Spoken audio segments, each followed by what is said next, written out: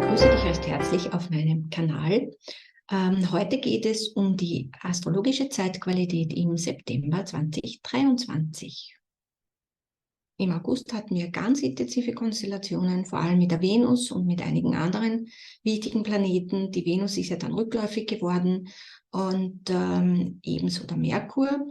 Im September geht es um den Jungfraumonat, das heißt, es geht um den Archetyp Jungfrau. Da geht es ganz stark um Erkenntnis, Reinigung und innere Klarheit, um Reflexion. Beginnen wir gleich mit den rückläufigen Planeten. Einige Planeten werden im September direktläufig, die bereits im August schon rückläufig geworden sind, beziehungsweise schon im Juli. Und andere Planeten werden im September rückläufig bis Ende des Jahres, beziehungsweise dann bis 2024. Die Venus, aktuell eine sogenannte Stiervenus, ein Morgenstern, steht im Löwen. Seit 23.07. ist sie rückläufig und wird dann inklusive 4.9. noch rückläufig sein. Bei einer Stiervenus geht es um Werte, um unseren Platz im Leben, um unseren Selbstwert, um materielle Dinge, aber auch ums Nein sagen können, ums Abgrenzen. Wenn die Venus rückläufig ist, dann bedeutet es, dass wir, wie bei allen rückläufigen Planeten, in die Innenschau gehen, noch einmal zurückblicken. Und genau diese Themen dürfen wir uns noch einmal ansehen bis inklusive 4.9. Nämlich, wie steht es um unsere Abgrenzungsfähigkeit? Wie steht es um unseren Platz in unserem Leben? Stehen wir schon gut an diesem Platz? Fühlen wir uns schon wirklich lebendig und wirklich in unserer inneren Mitte? Wo können wir schon gut Nein sagen, aber wo haben wir noch ein bisschen Nachholbedarf oder Lernbedarf? Es ist Anfang des Sommers, also von Juni weg, bis dann die Venus rückläufig geworden ist, beziehungsweise dann von einer Waage-Venus in die Stier-Venus gekommen ist, ging es ganz stark um Beziehungen, um alle Themen von Beziehungen. Nun geht es ganz stark um unseren Platz im Leben und um unsere Werte, um das, was wir uns selber wert sind. Das heißt, bis zum 4.9. können wir uns noch einmal wirklich diese Themen gut ansehen. Zeitgleich mit Venus, wenn Venus direktläufig wird, wird dann Jupiter am 4.9. Rückläufig. Beziehungsweise wird er schon am 2.9. stationär, das heißt, er beginnt schon am 2.9. seine Richtung zu wechseln von der Direktläufigkeit in die Rückläufigkeit. Jupiter steht im Stier, von 4.9. bis 28.12. ist er rückläufig. Das bedeutet, hier dürfen wir noch einmal nach dieser Venus-Thematik schauen, wo dürfen wir über den Tellerrand schauen in Bezug auf unsere Werte, auf unseren Selbstwert, auf unseren Platz im Leben, auf unser Nein sagen können. Wo können wir unseren Standpunkt schon vertreten? Und wo dürfen wir noch ein Stückchen mehr in diese Richtung arbeiten, in diese Richtung gehen? Jupiter hilft uns, über den Tellerrand zu schauen und auch Neues zuzulassen, rausschauen. Was hat uns unsere Erfahrung gelehrt? Wir können lernen, wirklich bei uns zu bleiben, unseren Erfahrungen zu vertrauen, dass die wirklich einen großen, guten Platz in unserem Leben haben. Das heißt, wenn im Herbst dann wieder einiges an unvorhergesehenen Dingen kommt, können wir wirklich mit Jupiter sagen, meine Erfahrung hat mich gelehrt, dass ich die Dinge auf meine Art und Weise erledige. Also wirklich auch seinen eigenen Standpunkt vertreten. Merkur ist aktuell ein Jungfrau-Merkur und steht in der Jungfrau, das heißt, er ist sehr stark gestellt. Er ist seit 24.9. bereits rückläufig und inklusive 15.9.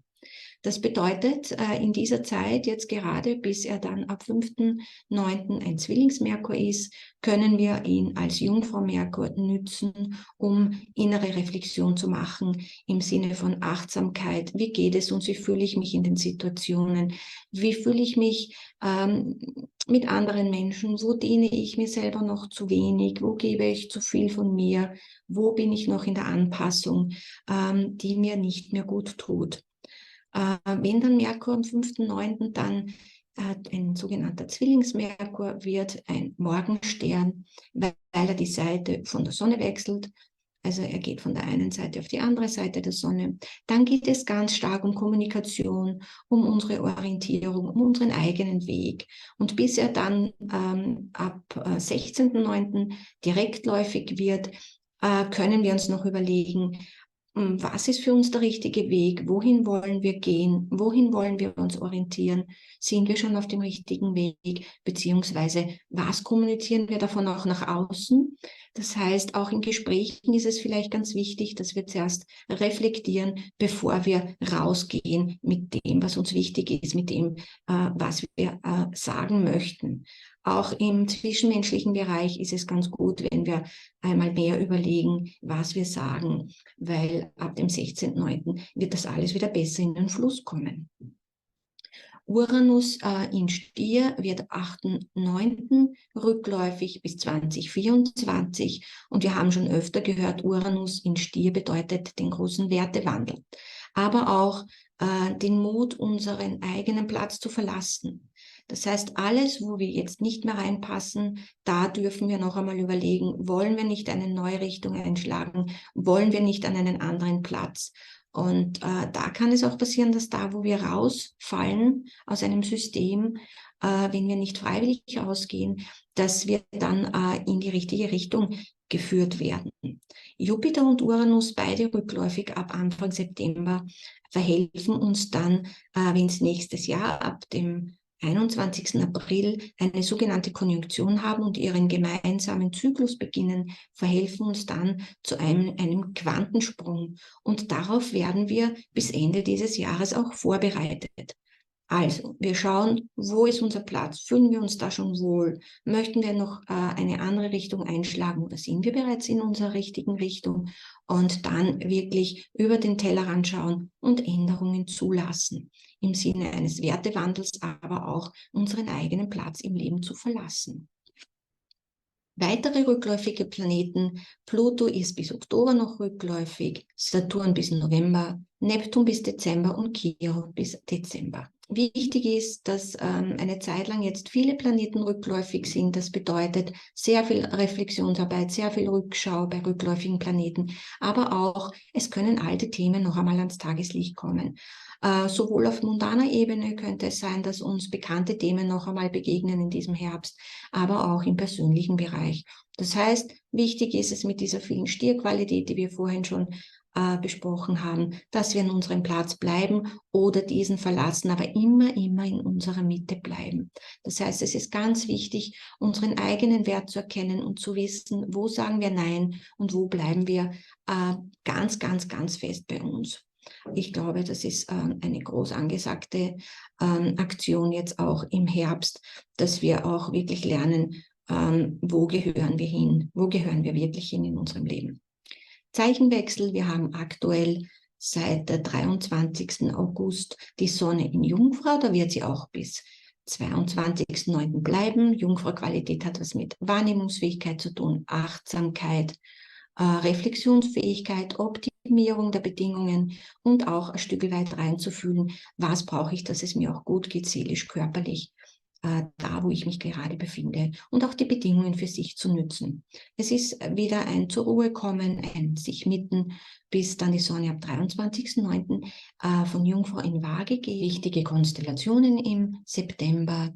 Die Sonne, wie wir sehen, hat sehr viele Aspekte, einen ganz wichtigen gleich zu Beginn vom 5. bis 7.9., dieser magische 5.9., wo auch der Jungfrau Merkur zu einem Zwilling Merkur wird, dann hat die Sonne eben eine Konjunktion mit Merkur und alles in Jungfrau.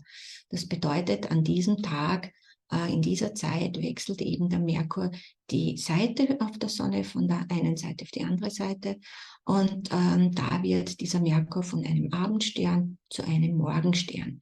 Wenn Sonne und Merkur eine Verbindung haben, da kann es oft sein, dass wir diese Merkur-Qualität, nämlich diese Reflexionsfähigkeit oder diese Kommunikationsfähigkeit, diese Orientierungsfähigkeit, etwas schwächer spüren, weil die Sonne einfach die Stärke hat und über diesen Merkur sozusagen gefühlt drüber strahlt und wir nicht genau merken, was da für Qualitäten eigentlich vorhanden sind in dieser Zeit.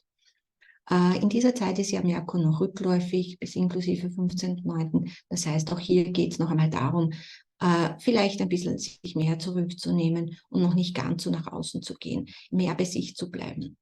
Die Sonne ist ja in der ganzen Zeit jetzt in der Jungfrau und da hat zu Beginn gleich ein Trigon mit Jupiter in Stier. Da können wir wirklich unseren eigenen Wert erkennen und unseren Platz im Leben wirklich ausloten und über den Tellerrand schauen und auch Entwicklung zulassen. Das ist eine ganz schöne Zeit, um auch neue Dinge zu beginnen, die uns in unserer Entwicklung fördern. Wichtig ist es immer, dass wir zu dieser allgemeinen Zeitqualität einen Bezug zum Geburtshoroskop herstellen, weil wir dann genau herausfinden, wo wir selber angetriggert werden, in welchen Themen wir arbeiten können in unserer Entwicklung. Also das ist immer ganz wichtig, eine Gegenüberstellung der aktuellen Zeitqualität mit unserem Geburtshoroskop, dem sogenannten Radix. Sonne hat dann auch ein Trigon zum Uranus ab Mitte des Monats. Da werde ich noch dann genauer auf diese Zeit eingehen. Sonne, Trigon, Uranus in Stier bedeutet auch, dass wir einen Wertewandel auch in Bezug auf unsere eigene Person vornehmen können. Also da ist ganz hoch angesagt, wirklich was weiterzubringen und uns einen Schritt weiter wieder zu verändern und Entwicklung auch zuzulassen. Jupiter und Uranus gemeinsam können dann wirklich Quantensprünge verursachen. Sonne in Jungfrau, Opposition Neptun in Fische ist dann in der zweiten Hälfte sehr intensiv. Da bedeutet das auch wieder ins Urvertrauen zu gehen, dass alles eigentlich einen guten Weg geht, dass wir uns schon spüren und dass wir wissen, wir sind geführt. Das kann mit einer Opposition dann auch ein bisschen eine größere Lernaufgabe sein, dieses Urvertrauen, dass ihm letztendlich alles gut wird. Wie bereits vorher erwähnt, haben wir zwischen dem 4. und dem 16.09., also in der ersten Hälfte des Septembers, haben wir ganz eine intensive Zeit. Das möchte ich jetzt wiederholen. Da geht es viel um Reflexion, um Erkenntnis, Wissen, Selbstbewusstsein und Werte, damit wir dann in der zweiten Hälfte einiges in Gang bringen können. Jupiter in Stier rückläufig ab 4.9., Venus in Löwe direktläufig ab 5.9., wie vorhin schon erwähnt, Zwillings-Merkur ab 5.9., Uranus in Stier wird rückläufig ab 8.9. und Merkur, ein Zwillings-Merkur, der Morgenstern, wird direktläufig ab dem 16.9. Das heißt, in der Zeit haben wir ganz viel Bewegung wieder drinnen, aber mehr im Sinne von Eigenreflexion, in sich kehren. Das Aktivwerden wird dann spruchreif ab der zweiten Hälfte des Septembers. Wichtige Konstellationen dann gegen Ende September haben wir ein Venus Quadrat Uranus. Wir haben eine Stier-Venus mit Uranus zusammen in Stier wieder. Das heißt, die sind ganz stark miteinander verbunden, weil diese Venus dann mit Uranus in Stier auch der sogenannte Dispositor, die Dispositorin des Uranus ist. Das heißt, sie sind ganz stark miteinander verbunden. Ein Quadrat ist immer ein Arbeitsaspekt. Das heißt, da geht es ganz stark um unseren Wertewandel, um unseren Platz im Leben. Da kann ganz viel in Gang kommen, dass wir sagen, wir steigen jetzt einmal raus aus dieser Starrheit und wissen, wo wir stehen, wer wir sind, und wir trauen uns jetzt auch Veränderungen vorzunehmen. Das heißt, was am Anfang in der ersten Hälfte des Monats eher als Stagnation gefühlt wird, wird Ende des Monats dann wirklich als Power, als Lernaufgabe in das Neue zu gehen. Und auch wenn es draußen wieder turbulent zugehen kann, mit dieser Venus in Stier können wir wirklich bei uns bleiben. Das haben wir jetzt ja mittlerweile ganz gut gelernt. Wie gesagt, immer mit Bezug zum Geburtshoroskop. Von 29.09. bis 1.10. dann haben wir ein Merkur-Trigon Uranus, und das ist sehr fein. Da geht es eben um einen Zwilling Merkur, und da geht es ganz stark um ein neues Mindset, das ganz, ganz gut funktioniert mit einem Trigon. In der Jungfrau sind wir auch sehr achtsam in unserem Denken. Das, was wir auch besprechen und was wir von uns geben, da, wohin wir uns orientieren, ist auch sehr pragmatisch. Aber wir können mit einem Zwilling Merkur, Trigon Uranus, können wir auch heraussteigen und unser Leben von einer höheren Position betrachten. Auch die Dinge, die im Außen passieren, sollten uns alte Themen noch einmal, die uns in den letzten Jahren begleitet haben, begegnen, können wir mit einem großen Weitblick diese Dinge ganz anders ansehen, weniger bewertend, raus aus der Bewertung und auch raus aus diesen emotionalen Verstrickungen. Wir sind emotional nicht mehr so verhaftet mit diesen Themen und können die Dinge auch von einer höheren Position betrachten. Und egal, wenn uns die Dinge wiederholt werden im Außen oder auch in unserem persönlichen Bereich, wenn es Wiederholungen gibt. Wir haben mittlerweile so viel Entwicklung durch, dass wir alles aus einer höheren Position betrachten können und auch gewillt sind, die Dinge anders zu gestalten. Wir haben einen Neumond am 15.09., was ganz gut passt, weil ja hier viele Veränderungen auch sind in der ersten Hälfte. Und wenn wir dann in der ersten Hälfte des Septembers gut an uns gearbeitet haben, mit den Turbulenzen dann auch gut umgehen können, haben wir dann mit dem Neumond am 15.09. um 3:40 Uhr eine ganz, ganz tolle Gelegenheit, neue Dinge zu starten. Wir haben einen Aszendent Löwe dabei, das heißt, da geht es ganz stark auch um Lebenskraft, um Bewusstsein, und dieser Neumond findet im 2. Haus statt. Hat ein Trigon zum Uranus im Stier, der sich wiederum im 10. Haus befindet, Uranus, gemeinsam mit Jupiter. Und da ist es ganz gut gegeben. Wir haben eine gute Basis im 2. Haus und eine gute Basis auch im 10. Haus. Da geht es ganz stark um unsere Achtsamkeit auf den eigenen Körper. Vielleicht auch Veränderungen durchzuführen. Wahrnehmung, inneres Ankommen ist ein guter Punkt. Wir möchten ankommen. Und wenn das nicht funktioniert, dann sind wir auch bereit, neue Maßstäbe zu setzen. Zentrieren ist ein wichtiger Punkt, das haben wir gelernt. Und wenn wir in unserem Zentrum bleiben, dann ist es gut, dass wir aus diesem Zentrum heraus unsere Veränderungen vornehmen. Und egal, was im Außen ist, wir können bei uns bleiben. Raus aus alten Maßstäben und aus dem Funktionieren ist auch angesagt. Alles, was uns in unserem Weiterkommen hindert, da möchten wir einfach raus aus der Angepasstheit. Entwicklung eigener Maßstäbe und eigene Erfahrung zählt nun mehr als die vorgegebenen Regeln. Also sollte uns auf mundaner Ebene im Außen etwas begegnen, das wir schon kennen, das uns wieder in ein Regelwerk drängt, das lassen wir nicht mehr zu. Auch im privaten Bereich. Alles, was uns begrenzt, was uns reglementiert, was uns nicht über uns hinaus wachsen lässt, das werden wir verlassen können mit einer Leichtigkeit. Also diese Neumondqualität hat eine ganz, ganz tolle Qualität für Veränderung und wirklich in eine Selbstbewusstheit. Vollmond in Widder am 29.09. um 11:57 Uhr. Haben wir vorhin schon gesprochen, gegen Ende des Monats können wir dann wirklich auch Veränderungen in Gang bringen, durchführen und auch realisieren. Da hilft uns natürlich dann der Vollmond, weil er uns das vollendet, was wir bei Neumond begonnen haben. Und zwar befindet sich dieser Vollmond auf der Häuserachse 4-10. Vollmond ist im 4. Haus in Widder, das heißt, wir kriegen wirklich diesen inneren Mut, uns auf neue Wege zu begeben, Pionierarbeit zu leisten, was Neues zu beginnen und uns auch aufzubäumen gegen Dinge, die einfach für uns nicht mehr passen.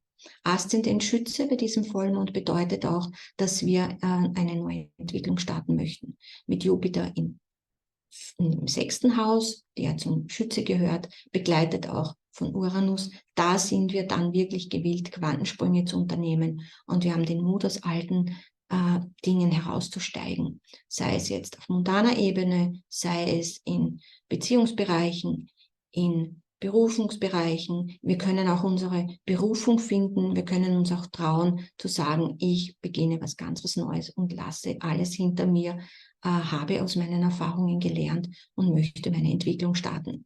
Ein Wertewandel, ganz, ganz interessant, ganz wichtig, aber auch eine Innenschau bei sich sein und auch bei sich ankommen. Denn wenn wir wissen, wer wir sind, wenn wir bei uns angekommen sind, wenn wir einen guten Bezug zu uns selber haben, dann ist es ein einfaches zu starten und zu sagen, ich habe den Mut für neue Wege.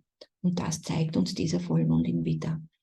Das bedeutet, der September wird ein Monat der Reflexion, der Vorbereitung. Gerade in der ersten Hälfte des Monats können wir einige Dinge in uns vorbereiten, in der Eigenreflexion, in der Zurücknahme, damit wir dann ab der zweiten Hälfte bis Ende des Monats Dinge in Gang bringen und neue Wege gehen. In diesem Monat geht es weniger um Beziehungen, so wie es bereits in den vorigen Monaten sehr stark sich gezeigt hat.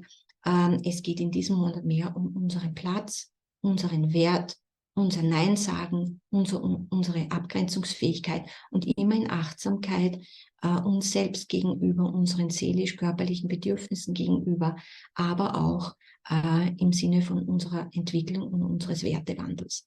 Ich wünsche euch einen wunderbaren September, der wie immer von der Zeitqualität, von der allgemeinen Zeitqualität in Bezug zu eurem Geburtshoroskop gesetzt werden muss. Sonst kann man nicht genau sagen, wie es sich für jeden Einzelnen auswirkt.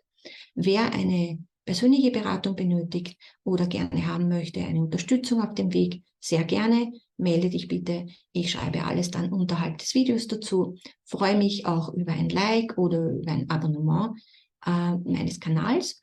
Und ich wünsche euch eine wunderbare Zeit im September mit vielen neuen Erkenntnissen und mit viel Power für das, was im Herbst alles umsetzbar wird. Alles Liebe, Sternengrüße, Martina.